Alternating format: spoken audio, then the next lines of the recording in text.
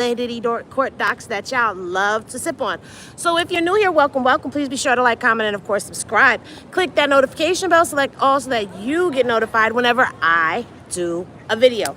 So you guys know that this is the final showdown between the government and the defense. The prosecution is the government, so if I say government and prosecution, know that I'm speaking of one and the same. Today started off with the defense, with Mark Agnifilo coming in to give a closing for the defense's side.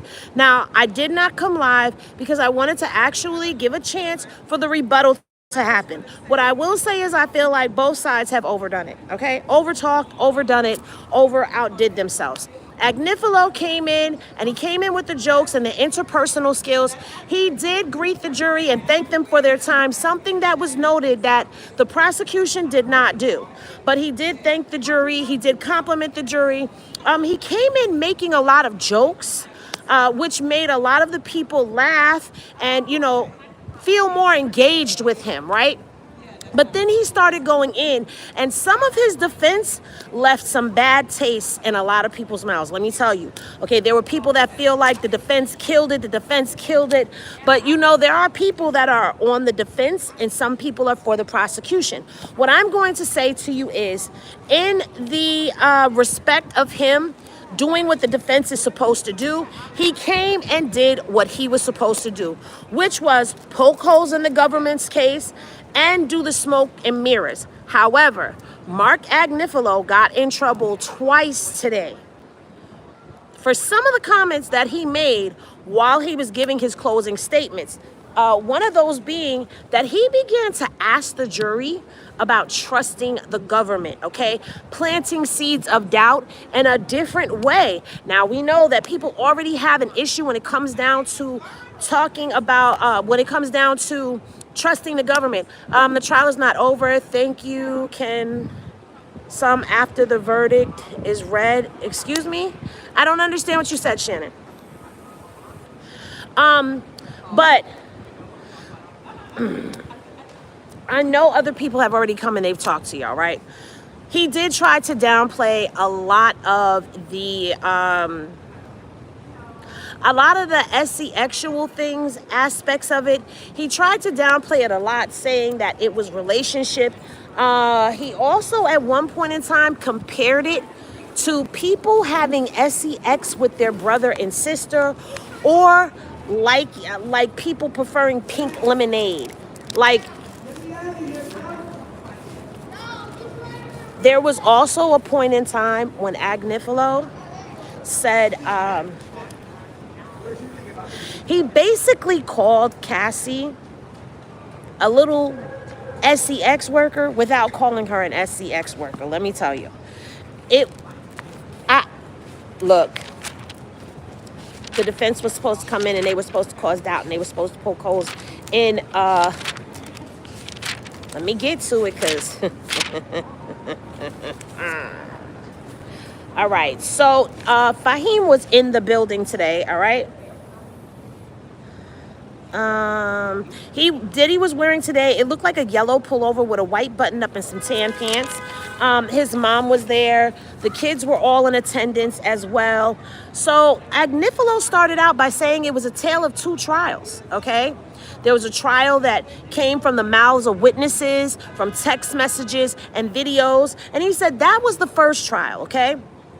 Then he said the prosecution and its evidence is a different trial. All right. So he called this the tale of two trials, you guys. OK, he was walking around the courtroom. So that was a negative because he's walking around the courtroom, which means he was going in and out of sound. Like there were times when the stenographer was saying that they couldn't hear what he was saying. We couldn't hear what he was saying, but we could get the gist of what was being said.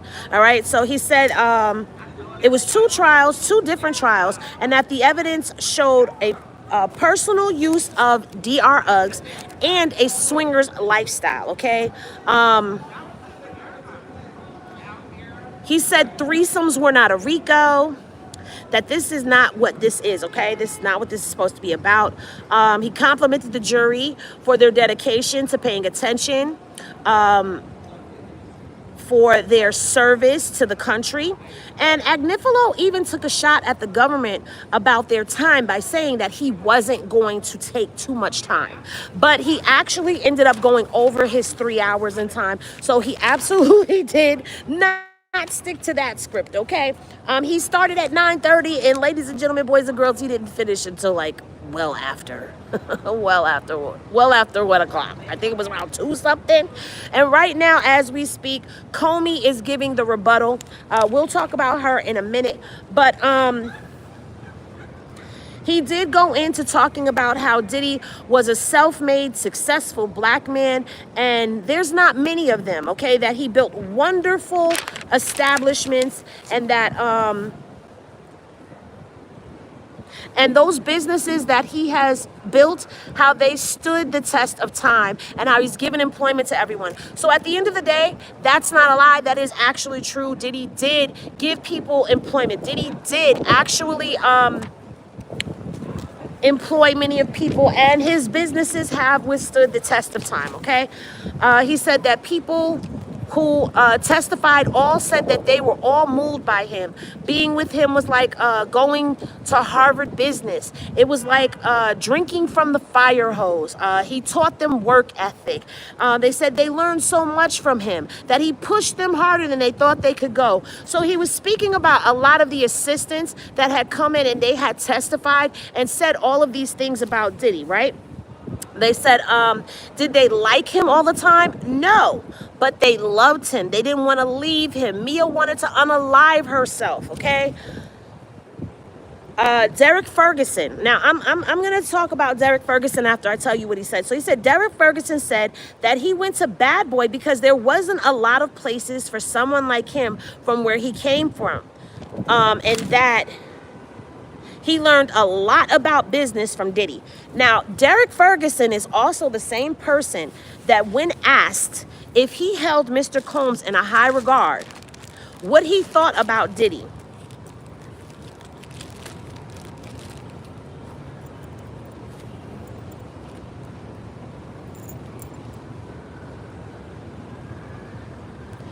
What the hell are you talking about, Kenneth Lee? Anyway, back to what I was saying. I'm not paying. Matter of fact, I know what I'm going to do. I know what I'm going to do for all of you trolls. Watch this. Bloop. No comments. No comments for me. No comments. So I'm not seeing none of the mean, hateful things that y'all come over here to say to me every day, which I don't really give a damn about, but y'all not going to distract me. Anyway, back to what I was saying. So Derek Ferguson is the same person who could not answer whether or not he held Diddy in a high regard, even though he still sits on the board of both of Diddy's charter schools, okay? The one that's in Harlem and the one that's in the Bronx. Go figure. All right. He also talked about how he pushed people to go harder, and that lessons come from something hard, not when they're easy, and that builds character. What I will say is he did a lot of puffing up. Puffing up is crazy word, but it's the truth. He did a lot of bigging Diddy up, speaking about his accolades, speaking about his work ethic, speaking about all of those things, all right? So he did give him those flowers. I'm actually gonna go here. I could go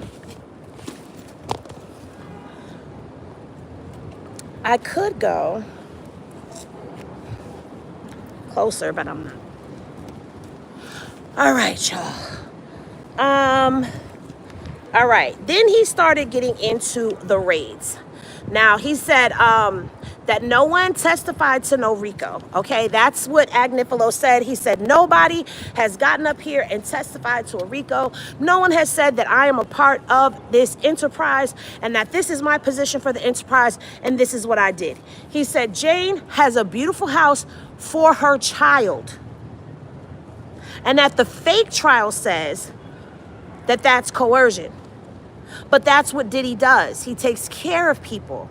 Her family is there because he takes care of people. So he's saying, you know, she's got this beautiful house for her kid because this is what Diddy does. That's not coercion. So this is what he's saying. Listen, don't shoot the messenger. I'm just telling y'all what the defense said, and I'm giving y'all what they said, okay? Because I said I was. He went in to talk about how when they raided his home, how Homeland Security ran through his house, ran through his property. They ransacked it, okay? How they brought them SRTs through there and they ran the gates and they damaged property that was his. Now, I'm going to say this. To him, that may seem like that's like the most disrespectful thing that could happen. But if you and I were getting raided, that's what they would be doing to our homes.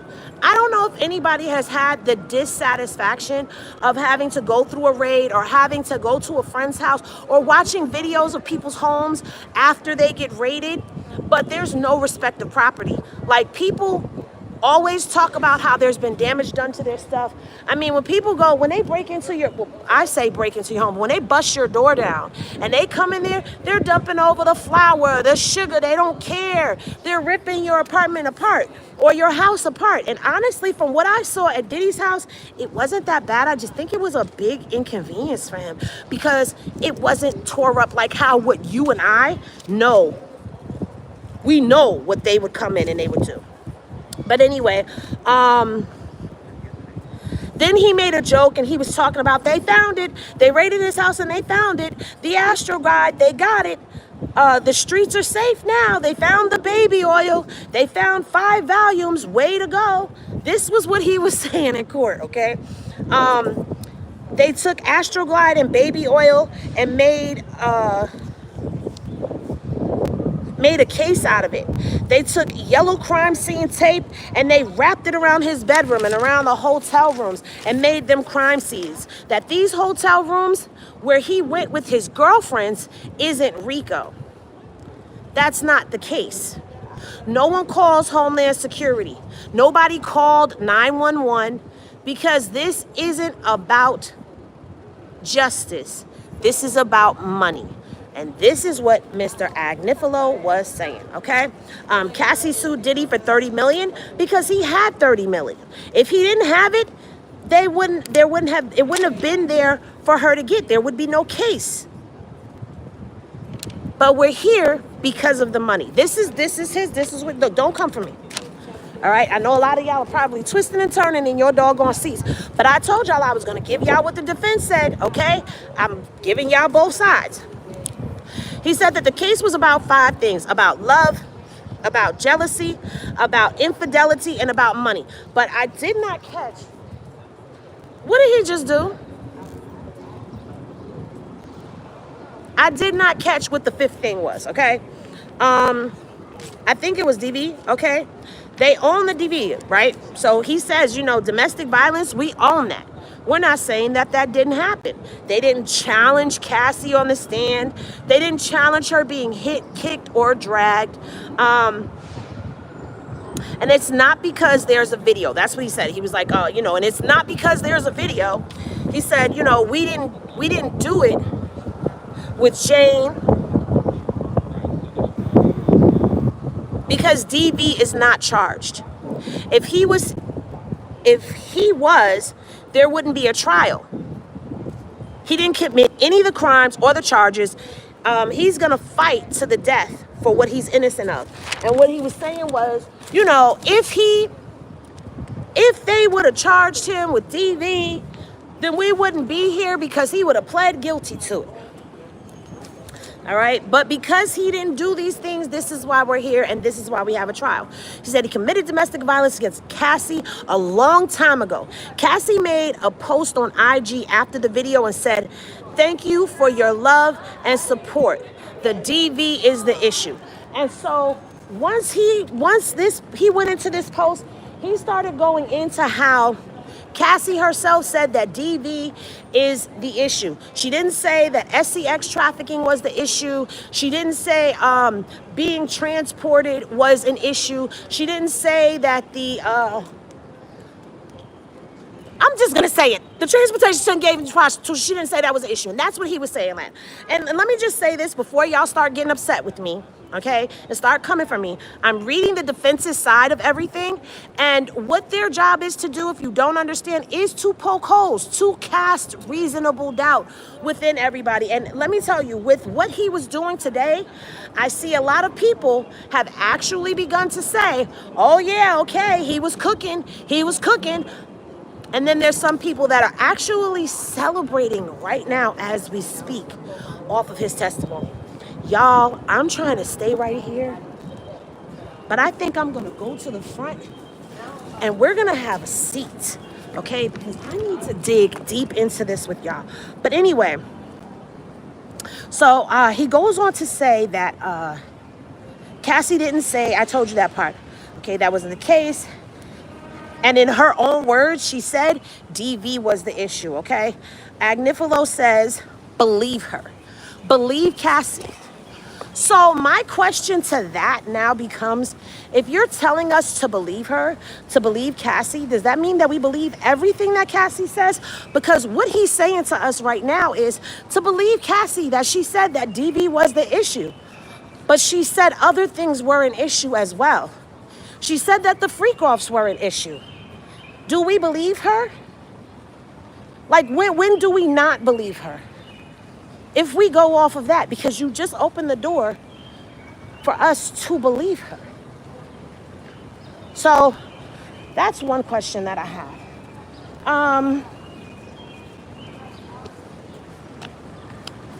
All right. A lot of people are in the front because they want to catch the family. What the hell? Is there something in my hair? It feels like there's something in my damn hair. I think I got it. All right. Actually, I think I want to sit right here so you guys can get the doors in the background. There we go. So y'all know where I am. All right. Okay. He also went into breaking down Cassie and Diddy's relationship, okay? He was saying that Cassie and Diddy's relationship was one of love, that they were in love. Nobody is negating that they were in love. We know that they were in love. It's no way that you're with somebody for 11 years, and we've seen a lot of the video of them. Before we ever knew that this Intercontinental Hotel video existed, we saw videos of them on vacation together. We saw videos of them together in the studio. We saw all of these things, right? Then we saw the Intercontinental video. We read Cassie's lawsuit. And a lot of us were like, what the helly? What the helliante? What the helly berry? We were asking those things, right? So we're not debating that. He said Cassie and Diddy had a relationship and that they were in love. When they met, Cassie was in a relationship with Ryan Leslie. That Ryan Leslie was 10 years older than her. She met Diddy. She fell in love with Diddy. He said that she made up a fake event, which I'm going to go back over some of the transcript because some of the things that were said to us, I think some of them may have gotten a little twisted and misconstrued. And the reason why I'm saying that is because at one point in time, Mark Agnifilo started talking about the Intercontinental Hotel incident, and he started saying,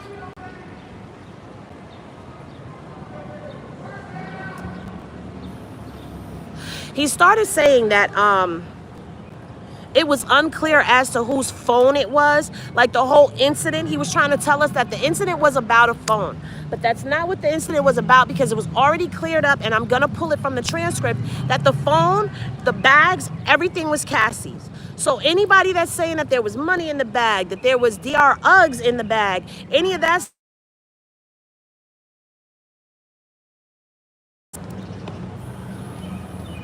that is not accurate information because it was already sworn to under testimony whose phone and bags it was. If there was money in the bags, that was his. If there were DR Uggs that were his, then those things should have been testified to. And that's the other thing. The defense was bringing out some evidence, like he brought up text messages when Mia was talking to D-Rock. He showed us that there was a portion of the text messages where she tells D-Rock that she was helping people, but she was doing what she could physically because she ran out of Skrilla money, okay?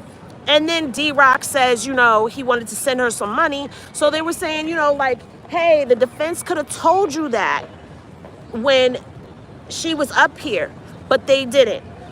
But the defense could, they were saying the prosecution could have told us that. But the defense could have told us these things as well, because they had Mia on the stand just like the government had her on the stand, and they could have actually pulled this text message out. But I'm not surprised that it's coming out, because this is the last showdown.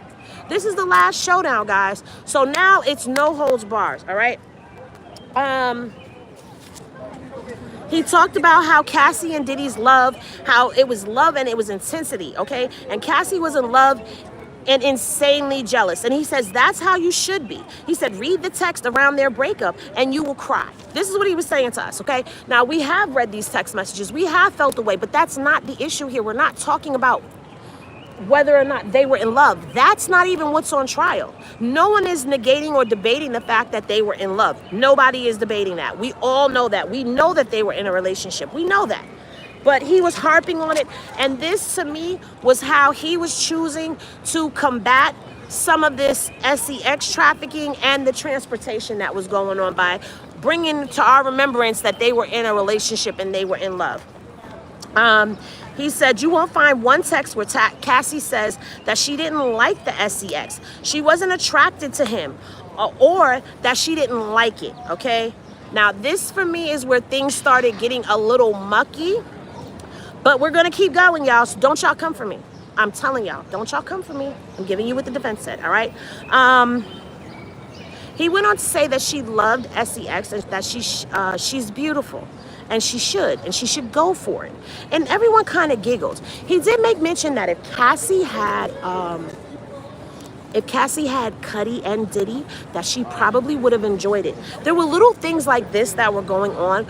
But if I were to give it to you in a whole, I will say the defense definitely brought a defense for the defense. As I said, some of it was a little distasteful. But the rebuttal that came, wait, before I even get to the rebuttal, there were 2 objections that were made during their closing arguments, and the objections were because there was some language that was used within the testimony that the government said, wait a minute, you're not supposed to be saying stuff like that. You're not supposed to, let me pull it up for y'all. Okay? Because he definitely took a shot. He talked about the Capricorn Clark incident. He talked about the kidnapping. He talked about Cassie's London hotel kidnapping. He talked about forced labor with Mia. He talked about the DR distribution. I don't think that I caught the first one. Okay, yeah, because I was writing. I had to check the transcript, and I didn't stay behind for that one. But when he went into saying that you shouldn't trust the government and things of that nature, it kind of was like playing on people's already leeriness when it comes to the government.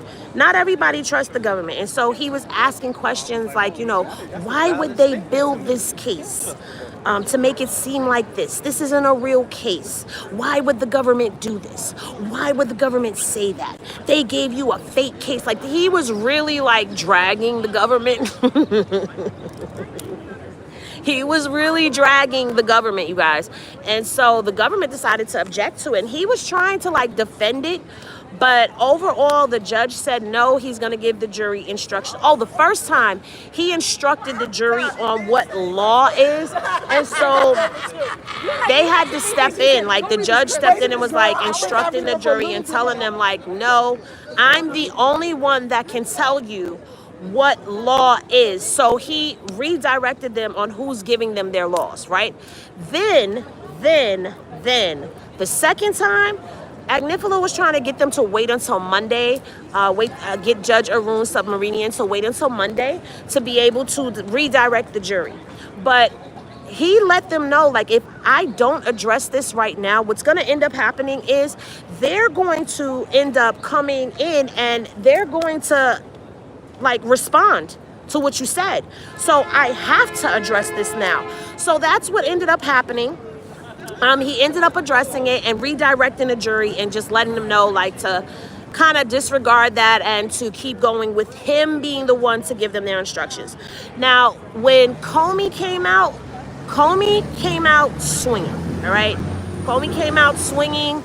She reminded people of the testimony that was given by Cassie. She reminded people of the testimony that was given by Mia. She reminded people of the testimony that was given by Capricorn Clark. And what I have to say is, if I had to sum the day up, I would say today they were dueling, but I think everybody was a little long-winded. I think some of these closing arguments could have been a little shorter. But I think that both sides did what they came to do. And so now, come Monday, because the jury has not been charged yet, they are not going back for deliberations. That will not happen until Monday. When that happens on Monday, that's when we will be on verdict watch, okay? I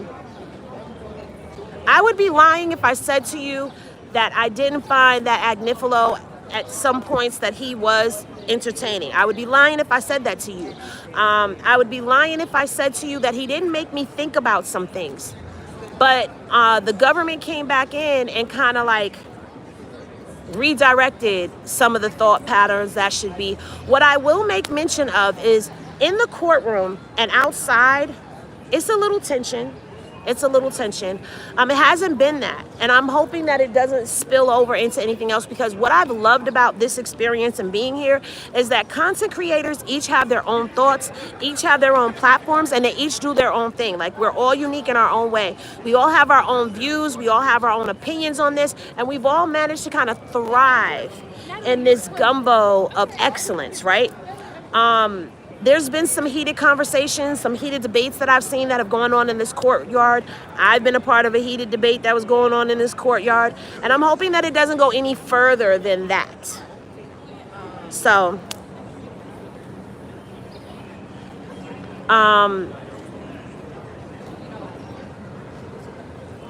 Mims. Hold on one second, y'all. Mims, you want to tell the people what you thought today? Vim said, I don't even want to do my own. I don't want to do my own. Come check out the outfit, y'all, the fit. This was a long day. That's what I said. I just told them I feel like some of it could have been cut short on both sides. Yeah. But we made it through. The battle has happened. We made it through the battle. Now we've got to wait for deliberations. I booked my flight already. I booked my flight already, y'all. But this is how we all are feeling coming out of court, you guys. And yeah, so let me see what some of y'all are saying in this chat, because I know y'all are probably eating me up right now. You did an excellent job with your coverage, Henny. We appreciate you. Yeah, thank you. Sheeps have the same opinions. I don't even know why I'm reading some of these comments. I'm about to turn the comments back off. Not doing it. Not doing it with y'all. I'm curious as to how the jury is feeling, because we read the tweets yesterday. We read the live tweets together, and we was like, ooh. I don't know if any of you guys were following the live tweets today, but what I will tell you is, I'm going to say, we are not on the jury, okay? And all that I have done is I have brought y'all what y'all couldn't understand, what y'all couldn't do. I did the best that I could to explain it and break it down to all of you. Hopefully I did what I set out to do, which was to bring understanding, to educate y'all. Hey, boo. What'd you think about today? Are you exhausted? Barry, tell the people who you are and where to find you. You can find me on Substack at Sacred X Freedom. Yeah, Yes, I'm a I treaty. turned my comments off because I don't feel like dealing with none of it today. None of it. I'll see you on Monday. I'm exhausted. I want to go home, take a hot bath, down some tequila, and go to sleep. Yes, I need a See you Monday, boo. So, if y'all were expecting me to come on here and say otherwise, no. What I will say is, when it comes down to understanding, you know, some of the mental things that go on with victims, yes, I do speak to that. But the verdict is not in our hands. It's not in my hands. It's not in your hands. It's not in any of our hands out here in this courtyard. It rests with 12 men and women who now have to go home over the weekend, and they have to weigh out everything that they took in today. Okay, because today was a day. Today was the battle of the defense versus the government. Okay, the government went first yesterday, but Comey, she came out swinging, baby. She came back windmilling. She was windmilling, but then towards the end, I gotta say, she started losing people, and you could kind of tell in the courtroom and in the courtyard, you could tell where people are like pulled to, because it's a lot of different opinions. People who were laughing and cheering for the government, for the prosecution, were like, when the government was talking, okay? You could see that, all right? People who were telling you that the government was a snooze fest, but they're hyped up for the defense today, it's kind of like we can feel it, all right? Personally, I felt like in order for me to understand everything that was going on, I had to get both sides, and we've had both sides. I'm just giving you right now my after-court thoughts, but I have to go and read my notes and go back over this case and really sit with myself and get all of my thoughts together to see how I'm feeling about everything. Will I say how I feel? Probably not to the end. Because I feel like my answer is too complex. In a wave where everybody wants to know guilt or innocence, I feel like my answer is too complex for that. There's layers to this case, and I have thoughts on all of the layers. Oh, wow, we've got a new officer. Look, congratulations. Yeah, there's a lot that goes on down here. Today was Citizens Day. A lot of people became citizens today. But I'm just keeping my thoughts on this to myself for now. But if you want to have a conversation about the things that have gone on, different elements, different stories that have been told, that's fine. But I'm not going to tell y'all. And on the surface, it may look like one way, but you would actually be surprised. You never know. Anyway, I think that's going to do it for me, you guys, because I have to go all the way back to Jersey. And I'm a little tired. I'm going to turn the comments on again just to see what some of y'all are saying. Tell us how the jurors looked, please. I cannot tell you how the jurors looked. I was not up there. I don't know who I could get to tell y'all how the jury was looking that has a non-biased stance. LOL, they need to put your name back. What do you mean put my name back? What do you mean they need to put my name back? Can you do a poll? Okay, I could start a poll. What?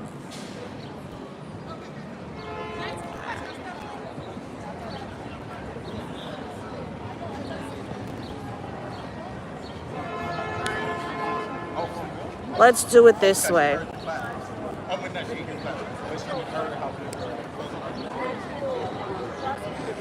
Actually was able to do their cross yesterday, and they finalized that.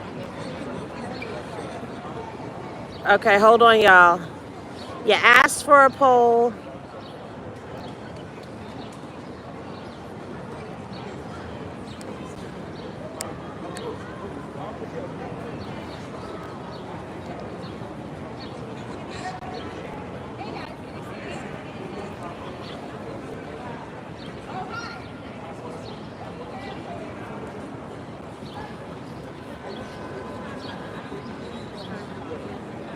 Hold on, you guys.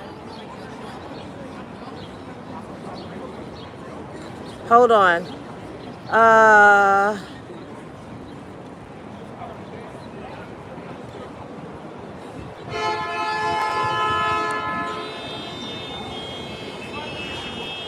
Okay, there you go. Boom. There goes your poll. Thank you, Andy. I just gave y'all a poll.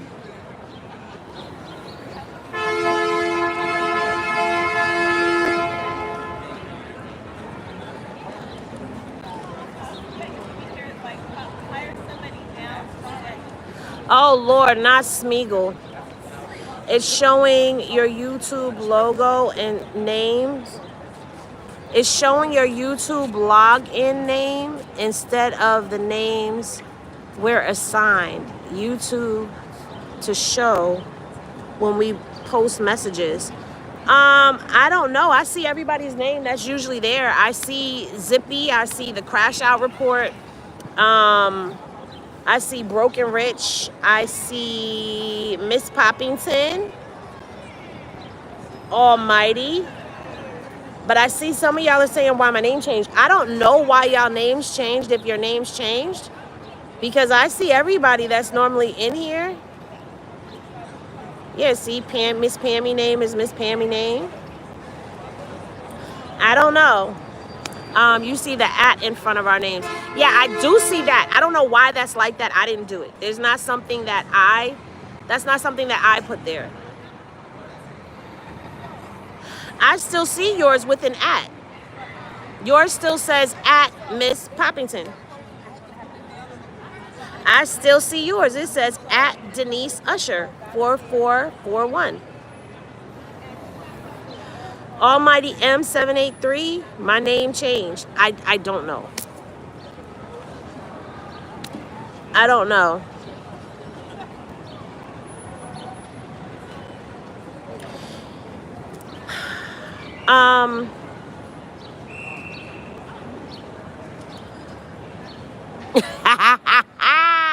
No, your name is what your name is right now.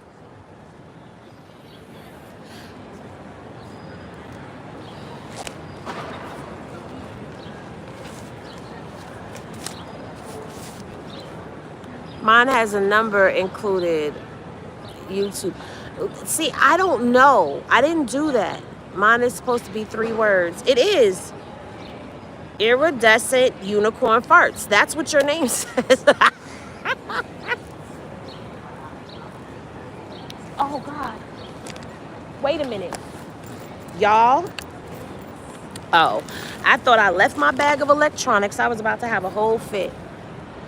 What's the weather like there? It's actually pretty decent, okay? It's really pretty decent. I know that this has been long. YouTube changed using your chat names to bring the original screen name used.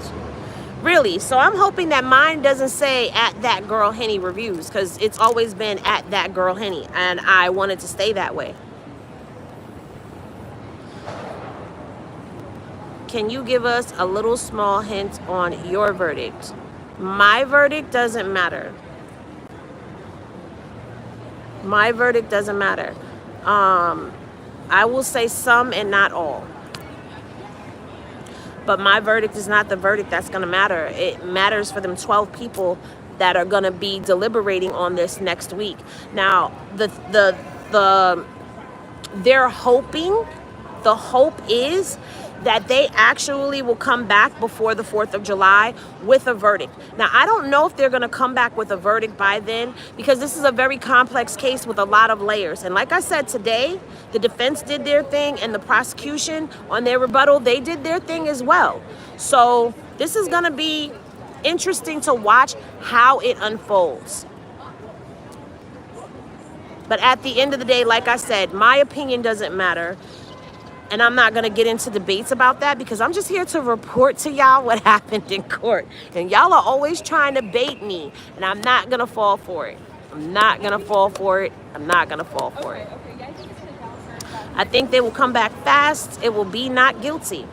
Possibly, we don't know, because we don't know what's going on in their minds. We don't know who swayed them. And that's what I'm saying. They did a good job, okay? The defense's job was not to prove innocence or guilt. Their job was to cause reasonable doubt, to cast shadow and poke holes in the prosecution's case. And that's what Agnifilo got up there and said today. Now, I know a lot of people felt like some things were distasteful and they didn't like some of the stuff that was said. But again, you can't get mad when a defense attorney is doing what a defense attorney is hired to do. Now, when it comes down to the prosecution, they are the ones that have to put on the case. This is their stage. This is their dojo. This is their arena. So the burden of proof was on them. The burden of proof was on them. Now it's a matter of, did the prosecution prove bribery, kidnapping, arson, forced labor, witness tampering, SEX trafficking, transportation to engage in hired intimate relations people? Like, did they prove that beyond a reason, beyond the shadow of a doubt? Okay, there has to be no doubt. So if anybody is sitting in that jury room and they're having a hard time coming to a conclusion about this particular charge, then there's doubt there. And that's what I'm saying. So did the prosecution do that for the jury? We will have to wait and find out when they come back with their verdict. And based on how long they take, we don't know what that could mean, because some people are saying they're going to come back fast and it's going to be guilty. They're going to come back fast and it's going to be innocent. We don't know what's going to go on behind those deliberation doors, you guys.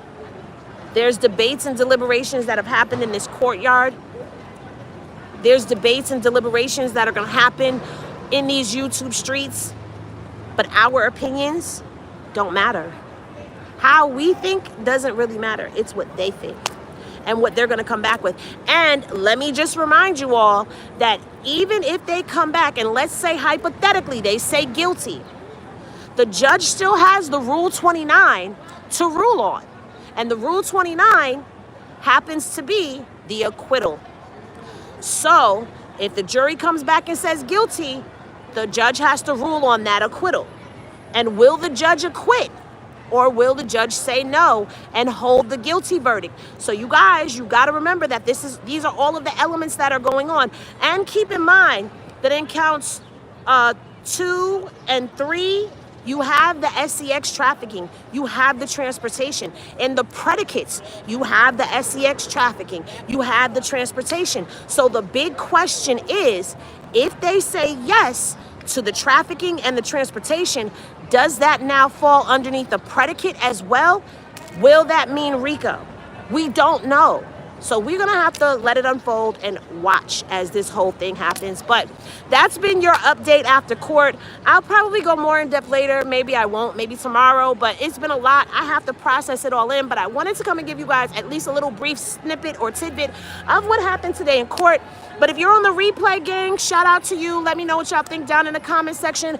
On the poll, 54% of you said guilty, 29% said guilty of some but not all, and 17% said innocent. So there you have it. There has been your deliberation. Love is always love, you guys. Remember to vibe high so the bullshit don't stick, and I'll see y'all in the next pour up. Peace, everybody.